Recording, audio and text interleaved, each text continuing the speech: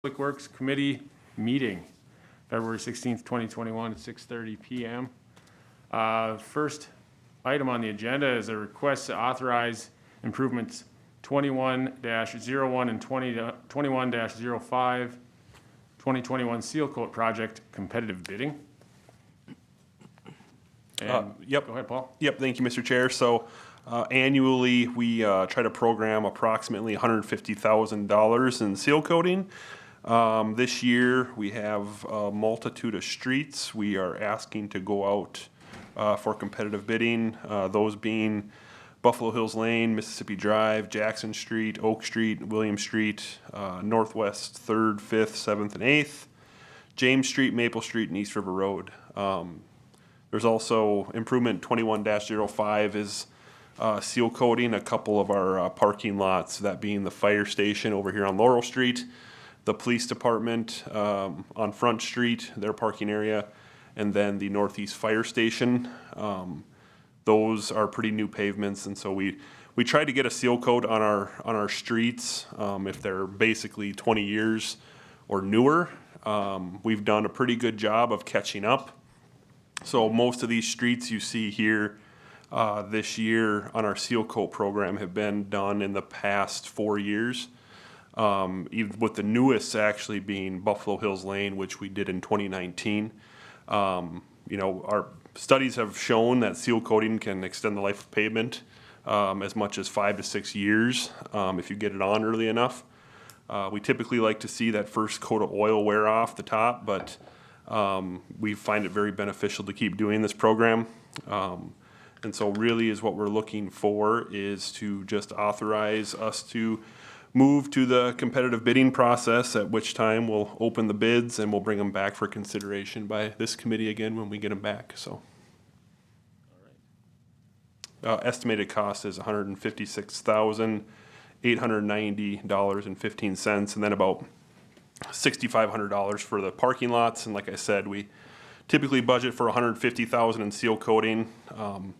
Our estimated costs are usually a little bit conservative, so we're hoping that comes in under that budgeted number of $150,000. We had like $29,000 in for seal coating and crack sealing of those parking lots. So. Okay, so that's just the parking lot. Yep. Okay. Yeah, some of that's coming out of the capital improvement fund, you said, so it's not really affecting budget. Yeah, capital fund 401 we really don't budget for. It's kind of a separate fund that doesn't have its own budget. It works off of the 5-year capital plan. So. All right. Seems pretty straightforward. Anybody want to make a motion on that? I will move to approve. We have a motion to approve. Second. Second. All in favor? Any discussion? Hearing none. All in favor, say aye. Aye. Aye. Opposed, same sign. Motion passes. And item number 2 on the agenda, update on Highway 25 bridge replacement aesthetics treatments. And go ahead, Paul. Yeah, so it was, I don't remember how long ago it was. I think it was upwards of 3 to 4 months ago. The council, I had a report that basically MnDOT was looking for some guidance on how to, they have a certain percentage of their budget for these bridge replacement projects in which they can spend money for aesthetics on. And so the council appointed Jan Lambert and Mayor Dave Badeau to work on this with me along with MnDOT. As you know, the bridge is scheduled to be reconstructed in 2022. That is mistaken in the agenda request. Sorry about that. So the goal was to work with Dave on this quite a bit, was to focus on the history of East Brainerd, consisting of the brick and railroad elements, as you can see. We have the City of Brainerd emblem embedded on the pilaster end section in kind of a dark format, trying to keep they said we could paint those, but the paint tends to fade very quickly, and so they said it works a lot better if you just use colored concrete on that formed logo there. Inside of the parapet wall and the railing, that'll feature that brick inside. You can see where that pedestrian is walking on the diagram there. The railing itself, the railroad requires a 10-foot high railing over the tracks. MnDOT's working with the railroad. They typically require it all the way across, but we really wanted to taper that back down to that 4-foot level when you get closer to the ends. And they have allowed that in the past on other bridges, and the railroad's been pretty open to that. So I think it gives it a pretty cool look. So that's what we have come up with. There's not really an action item on this, unless you guys have any recommended changes. Just note that, we had MnDOT's landscape architect look at this, and she hasn't done an in-depth cost estimate on it, but she thinks it'll be pretty close to that budgeted number that they have for aesthetics that MnDOT will pay for. And so we'll be working with them to see what that number is and see if we can add anything else. But if we're at our limit, then we're at our limit. So Right. I think it looks great. So if that number comes in more than what they budget, are there elements of this that can be removed? yeah, I think we could work with them to do that. If it's maybe it's the emblem that might cost a lot or something. I think that's one of the nice features of it. I think we'll work with them and maybe pull Dave back in and see what he thinks would be the best to remove. Otherwise, yeah, I guess I don't have a good answer until we know for sure, but I'm sure there is, or we could, the brick is on both sides of the walls there, and maybe you could take it off what would be the lane wall or something, and leave it on one side. But you're not anticipating. I don't think so. No, she seemed to be pretty confident in the fact that it'll be all covered, so we wouldn't have Is any this- cost share. Is this partially covered with the Cayuna Lakes Trail money too, or is that separate completely? So yeah, this is a completely separate project. So what we got going on there is the trail leading up to this bridge along Highway 25 was a federally funded project that we got funded through a program called Transportation Alternatives. We're working hand in hand with MnDOT with their bridge project, which is 100% their cost, to work with them on that. And then once we get to 28th Street and head down that existing trail, once it takes off to the west there, that's where the Cayuna Lakes starts. Okay. I think it looks great. I like the step down, on I guess the railing. And, I'm just curious, who'd you work with? Was it Jessica O? Was that- No, it I know she does was, some of that aesthetic work at MnDOT. yeah, she does the, she had that presentation Yeah. at Region 5. She's more of the partnerships that they've been working with MnDOT on trunk highway projects. Yeah, I was just curious. With if it was private her or not. businesses. It was a landscape architect that they have to work specifically on I this didn't mean to type of put you on the stuff. spot, but I thought maybe it was her, because I know she had some aesthetic stuff through that presentation. But no, I think it looks great. I guess I have a couple questions, just on a side. First, when is it slated to start? 2022 is scheduled construction, so Okay. next summer. Are they putting in a temporary reroute, or is that just rerouted all the way? It'll be a detour, so that'll be interesting to see what MnDOT decides to do. We obviously have South Sixth Street going on that year too, from Oh. Joseph to Greenwood. And so my assumption would be 13th Street is gonna be utilized, or maybe the 371 bypass. I don't know what or they might detour the 25 traffic up to County Road 25 that Yeah. goes between 18 and 210. That's a pretty close route as far as not too far away. So I know they'll be working with the county on that. They might ask the city to use some of our local streets, but we typically get paid a detour cost for that. So my assumption would be if they asked, it would be Oak Street. Okay. All right, any other discussion on the bridge? Mayor Dave? Looks fantastic. The drawings are pretty much exactly what we talked about, so. Cool. Much appreciated. All right, next item, number 3, update on the improvement project 19-02, 2022 Cayuna Lakes State Trail construction. Go ahead, Paul. Okay, thank you, Mr. Chair. Excuse me.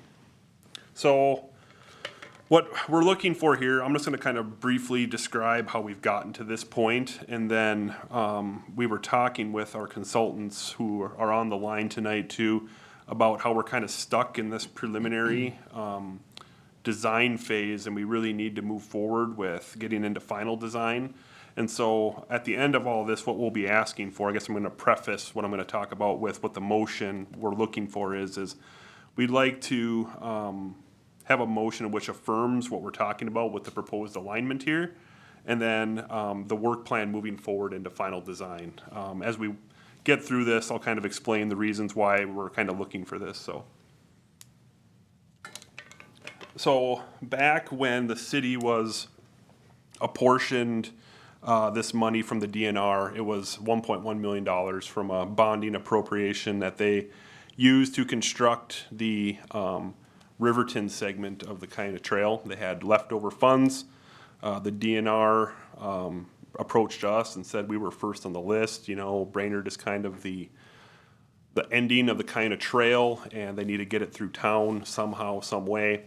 We started looking at alignments, trying to really utilize the 13th Street County Road 45 corridor because of the issues we see with pedestrians on the road going north and south trying to cross the tracks. Really, there's only two spots to get across over there. It's the bridge on 25 or it's 13th Street. So at that time, staff had come forward, I think it was back in 2019, and Scott or Casey, let me know if I'm wrong on that, but it was right around then we asked that the council get SEH on board. They've had a lot of success getting pedestrian crossings on railroad tracks recently for the city of Baxter with Cypress Drive. We felt that was the best option, is more or less doing an alternatives analysis report and a crossing application is what we kind of called it to begin with, to present to the railroad and say that, you know, for these reasons, this is the best corridor to place this trail. It's already being used by, you know, probably 100 pedestrians a day. It's just a very busy area, and they're already crossing there anyways. Why not allow them to cross at a safe crossing? So we went through that whole report. We got to a point where we were ready to present it to both the DNR, the railroad, and the county, because it's along a county road. Our preliminary discussions with the DNR, so when we did that report, we went with an at-grade option and tried to price that out, and we had the options of an over and an underpass. So the over being a bridge over the tracks at 13th, and an underpass being a jack and board tunnel or something that we could go under the tracks with. At that time, the DNR they were always for the at-grade crossing until they saw what we had proposed for over or under option. And they were really reconsidering it based on their priorities being recreation and not really serving a transportation purpose. And the fiscal side really isn't a priority for them. They like to work with willing property owners, and the railroad really wasn't willing at that point to allow an at-grade crossing. And so along with those three options of an over and under and an at-grade, we also proposed, we evaluated the alignment you see here tonight as another alternative, in which would kind of combine two projects we already had going on, along with the green alignment you see on the map. That was kind of the next best option, in which was presented to the council back in 2020, and kind of got the affirmation at that time to move forward with this after we talked with both the DNR and the county, and they both started kind of going back on the over, because of the over and under options that could be available and for the safety factors at that crossing at 13th. And so we moved forward with this alignment, which utilizes 25 and the project we were just talking about, going over the railroad tracks there, heading south along 28th, and then heading west across that wetland complex to County Road 45, and then heading south to Laurel, using Laurel Street and 12th Street southeast to get to the Spurline Trail. And so that's kind of the long and the short about how we got there. This report still leaves the door open for a future at-grade crossing at the railroad tracks on 13th. But really, we've been working with the railroad for 6 to 7 years on that crossing, and we've received the same answer over and over and over again, that they would not allow an at-grade crossing, even if we were to propose giving up one of our street crossings at a different location. They've been pretty consistent in saying that they equate a trail at that crossing to putting a trail through an industrial park. It's just unsafe. It's not what they would, it doesn't follow their policy whatsoever on at-grade crossings, and they try to get rid of crossings more than add them. So I guess with that, I'll stop right there. Do you guys have any questions about that? Obviously, you can, Yeah. go ahead.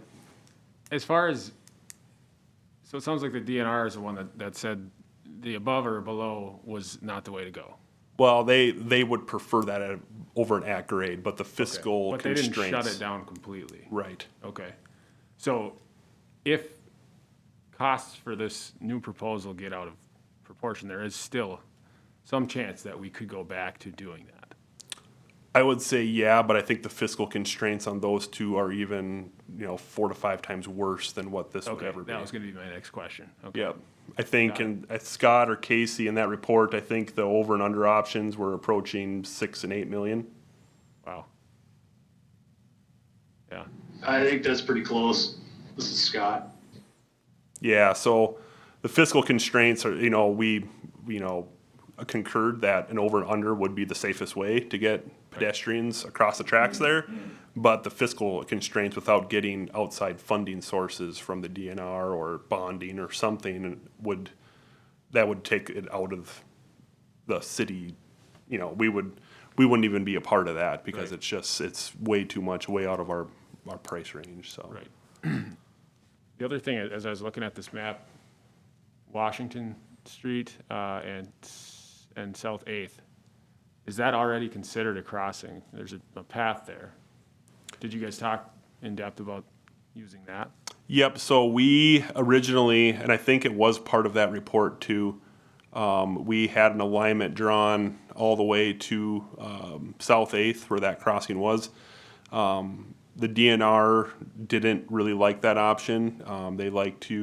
Their main goal is recreation, not transportation, serving a transportation need. It's more of a recreation need, and putting a trail through an urbanized area isn't necessarily what they want to do. We also, when we were first talking about it, there's that building on the south side of 210, or a couple buildings that are really, really close to the highway that really just we can't get a trail through there without taking that building out, which it's owned by the railroad and it's leased out to its current tenant. So running into the same issue with the railroad owns all the property from 8th to 10th, or basically to the Franklin Arts Center, and running into the same issues that the railroad doesn't like crossing or parallel, pedestrian uses to their track. And so that option was also kind of snuffed out during the study phase, so that everything pointed to the alignment we're looking at tonight after the 6 or 7 years we've been working on it. Scott, am I missing anything from, what we've been discussing for such a long time, or do you have anything to No, add? I think you hit the nail on the head there with the railroad basically west of 13th is not in favor of that alignment, let alone the property impacts beyond just the railroad. So, yeah, I think we aren't giving up on the 13th crossing, but at this time, what we call that alternate 3 from 28th is the best option. It checks the most boxes for a future alignment and connection for the trail. And it checks all the boxes for the DNR. So the DNR is in support of this. We've had a lot of meetings with them, and that's a big step for us, getting them on board so that we can revise our agreement with the DNR to include this as the alignment, so we can use that 1.1 million on our engineering expenses and the construction expenses. So getting them on board was step one. The railroad was I guess the railroad was step one, which failed. So then we moved to a different alignment, and we got the DNR on board with us. So Did you guys talk much about Oak Street? I know that's just another residential area, but I don't know if it would be cost savings, and if this did get out of, out of hand as far as cost. I like the way it is, don't get me wrong. Right. I like the way it looks right now. I think it's a great project, but when you look at the cost of it, that's what it's gonna come down to. I think the Oak Street corridor would be more than what we're considering here. When we've constructed trails in residential areas with multiple street crossings, Sure. the pedestrian ramps and things that come along with that and crossing streets is gonna become very costly. We looked at the Laurel Street corridor, so basically where it touches the east side of the MP Center property, considered using the Laurel Street corridor there. Yeah. As you know, that's a one-way street. It's very narrow and there's no right-of-way there. That we kind of checked off the list as we looked at. It's not feasible. There's a big grade difference. There's a retaining wall back there made of old railroad ties. It's just really not a good solution. We kind of talked about a joint path with a street/bike path, and that's really not what the DNR wants to see with a Yeah. state trail. So, it exercise all the options and looking at everything. Even though we have to go over a large wetland complex and work through the wetland process like we have on other projects, this really is. It's a difficult area, and that's the biggest issue is there's really not a lot of options with the railroad owning so much property Right. and not being willing to give an inch, It's just, so we're kind of stuck where we are. But like you said, the alignment, I think, will be very beneficial to future uses at the MP Center, and I think it'll be a good project all in all, so. To reiterate that, I think I like the alignment. There's things that I question too, but, when you're up against the railroad on one hand and the DNR on the other, it really limits your options. I think given the constraints, this is really, I like what it does. For you mentioned the MP Center, the economic development aspects of that are really, really nice. I like that, obviously the funders of DNR, so you got some wildlife or nature aspects to it, going through the wetlands. It connects to the 28th Street Trail, so I like that connectivity. When I talked to Paul earlier about this, I said, boy, it's kind of tough to see it go out and backtrack on the other side of the road. Right. But then again, I kind of like that too, then you see it, and it kind of showcases another aspect of the community. So, there's things that I really like about it. It kind of bothers me that you can't punch it up to 13. I mean, that just seems like the most logical, best spot, but again, when you have the funding, you are saying that's not their preferred. Go ahead, Dave. Overall, I like it. So let's say we approve this. There's nothing really stopping us in 5-10 years from punching a trail down 13th or 8th Street for traffic purposes. We've got the infrastructure and the other trail more recreation. So we're correct. Agreed, Dave. Yeah, so we left that report kind of open to that. We made sure that the transportation purpose on 13th Street ranked number 2, right behind this recreational use. So it's 1 and 1A. We still recognize that the DNR has different priorities than the city does. They want a recreational use trail. We have more of a transportation purposes, trying to move pedestrians from point A to point B safely.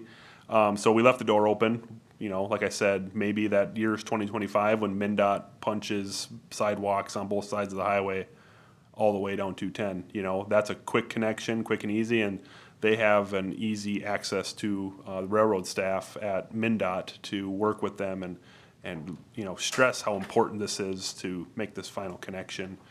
That's literally right there. It's not a big project by any means, so. Yep. Go ahead. Like you said, we're trying to move along, but, if we go after MnDOT funds for that at a future date or something, they're gonna have the flip side of the coin, like, as DNR, they're gonna say, well, it can have a recreation, but it has to have a transportation. So having that option. Excellent. Did they put a time limit on the amount of time we have to connect these trails? So the only thing we have a time limit on is the funding. So they said they're pretty flexible with the funding. They can write the agreement to kind of whatever works for us. So that kind of moves me on to the next portion I wanted to talk about. So you can see on that next, past the memo, the second attachment there is the preliminary cost. So what we've looked at here, construction, SEH did some analysis on this alignment, just the green alignment on that map.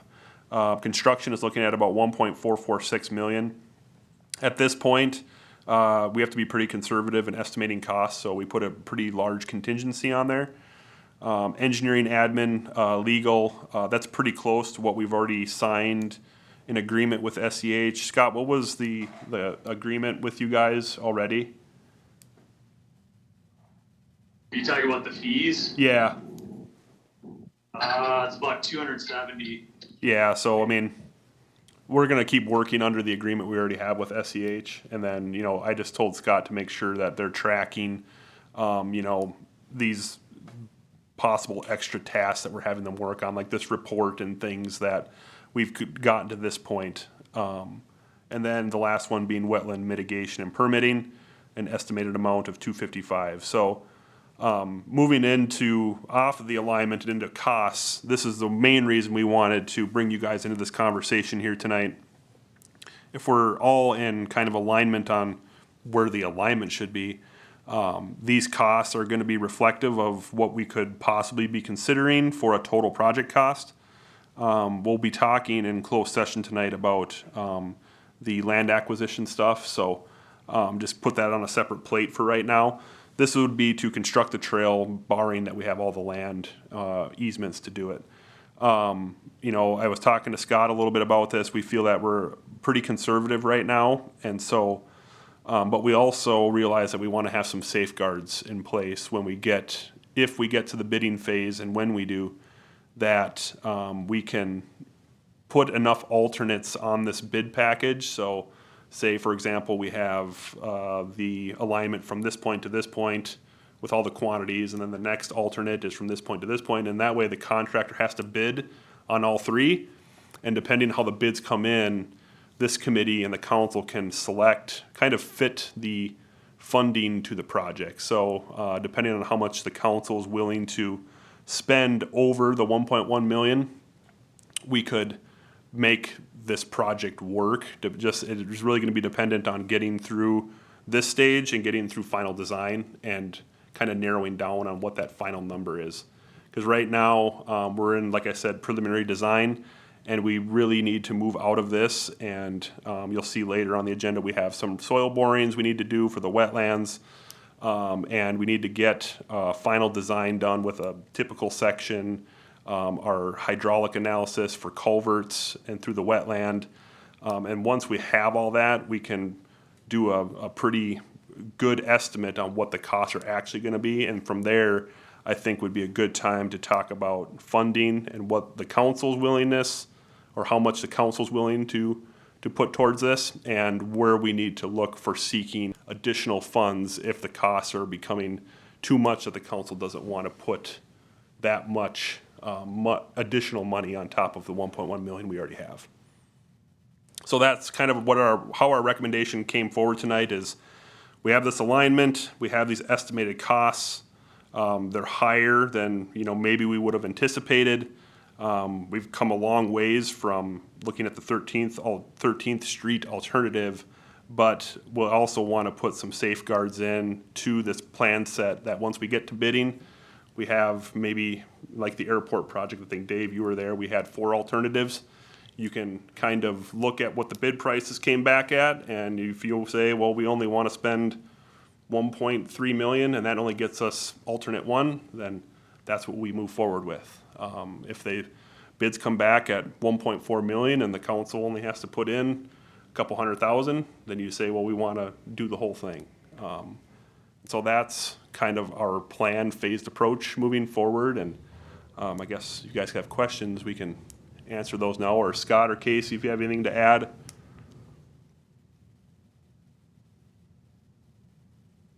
No, I think you got it covered. Yeah, I think it seems pretty straightforward as far as I'm concerned. I don't know if you guys have anything more to ask or add. Okay. And are we looking for a motion? How do you want that motion to sound? I would just put it to, that you authorize staff to move into final design and, specifying alternates based on logical, termini within the project limits. So, being the alignment, those might change as we move, where the logical begin and end are of each specified segment. But I'm thinking that the segment from 28th through the MP Center will be number one. I think there was a map actually attached, a project segment breakdown. So there's Sean, can you move to that attachment? It's the last attachment on there. It's bookmarked. Nope, back one. Right there. So that's what we thought were logical segment breakdowns, the green, the light blue, and the purple. So there would be 3 alternates. We would bid them at the same time, but they would be separate schedules. And so they'd have separate prices aggregated for each of those. And so we would at least hopefully get it to the intersection of Laurel and 13th. If the prices came in good enough, we could make the connection to the spur line, and then we had an additional 2.5 block segment from 8th to the spur line that would connect it into the 8th Street Trail that currently exists. I guess those parts right there, I'm curious, is that gonna be painted on the street, or is that actually going to go into yards? Or It'll be probably in yards. Okay. We talked briefly about 12th Street and how there's not a lot of room there, but there are some options for maybe reconfiguring the street. That street does need to get redone at this time already, and so there might be some options of moving a curb line a little bit to the east and including the trail along the road, and maybe getting rid of the parking on one side or something. Okay. That street gets pretty narrow. The right-of-way is pretty tight, and so we had some brief discussions about what that might look like. We think we can fit it in on Norwood Street. 12th might be the tough one. So I assume that there's gonna be some discussion at the meeting here later about this one, but just to get a motion going. Yeah, Do you have the motion written down? Yeah, I started to think about writing, but then, He's got a pen in his hand. yeah. I would just say that the motion should be that, we affirm the proposed alignment and moving into the final design phase of this project and the planned approach of using alternates as a safeguard during the bidding process so that we can, something of that nature. Okay. yeah, so a motion to recommend moving forward with the proposed alignment into final design. And including alternates. And including alternates in the bid package. Okay. Second. We have a motion and a second. Any more discussion? Hearing none, let's go to a vote. All in favor, say aye. Aye. Aye. Against, same sign. Motion passes. On to number 4. Request to approve geotechnical services agreement with Braun Intertech for improvement 19-02 Cuyuna Lakes State Trail construction. Go ahead, Paul. All right, thank you, Mr. Chair. So this one goes right along with what we were just talking about. So one of the first items that come to in final design is getting a geotechnical engineer to do some soil borings in that large wetland. What that will do is it'll give us the soil characteristics through that wetland, and then Braun will be able to do some analyses, sieve analysis, some things we called Atterberg limits and other things to see how much foundational strength that soil has. From there, they would be able to propose a typical section for us, which is what the trail looks like from a cross-sectional point of view. And then also how we are to bed the culverts under the trail. So when we have large culverts under any type of roadway or trail, there needs to be a certain amount of bedding underneath, especially when we get into some really unstable soils in a wetland like that. So this is a time-sensitive type of work. They have a drilling rig that they would need to drive out there and punch 7 holes that go down quite a ways and pull the soil up, do the analysis, and write the report so that SEH can use that in their design and quantity estimating or cost estimating. So that's what we're looking for here. The total cost of the proposal by Braun is $13,900. That includes the soil boring work, the backfilling of the holes, the report writing and the analysis that they do. That all is part of the engineering costs, which inevitably would be able to be reimbursed with that 1.1 million, so. Pretty straightforward. I guess I don't want to delay it any longer. Put it back another year if we're going to go through with this proposal, so we might as well go ahead and push it through. Ready with a motion? I'll recommend approval of the attached professional services agreement and the proposed amount of $13,900. Second? Motion and a second. Any more discussion? Hearing none, go to a vote. All in favor, say aye. Aye. Aye. Opposed, same sign. Motion passes. And our final item is to affirm competitive bidding for street and sewer addition project. I'll let you explain this one, Paul. All right, thanks, Mr. Chair. So the ad for bids were actually issued on Wednesday, February 10th for this project. There was a little miscommunication between the consultant and us with Widseth. They put the ad for bids out when they got the specifications done. As you know, a couple meetings ago, I think it was the second meeting in January, we were looking at using the source well process. And I think they thought that we actually approved going to competitive bidding that night, in which we didn't. But nothing's really changed from a project standpoint. We had $467,109 in the budget, and that's what they're estimating this project to be. So the ad for bids is out on the street right now, which is probably in our best interest anyways. Widseth has been in contact with some precast suppliers. They're anticipating costs to start going up on precast as they get a full schedule here for the summer. And so it is out on the street right now, looking for bids from contractors. I know Widseth has been in contact, I think, with a few general contractors about this bid. And so really, we're just looking for affirming that competitive bid process and advertisement for bids, and the bid opening is gonna be on March 11th, 2021 at 2 p.m. Okay. So it sounds like this is just already going on. We just need official affirmation by the committee and council. Yep, that's basically it. The Okay. auditors look for it, so. Okay. Makes sense. I don't think it's a bad thing. I mean, No. obviously you don't try to have that happen, but Right. it happens. So, you guys have anything? Okay.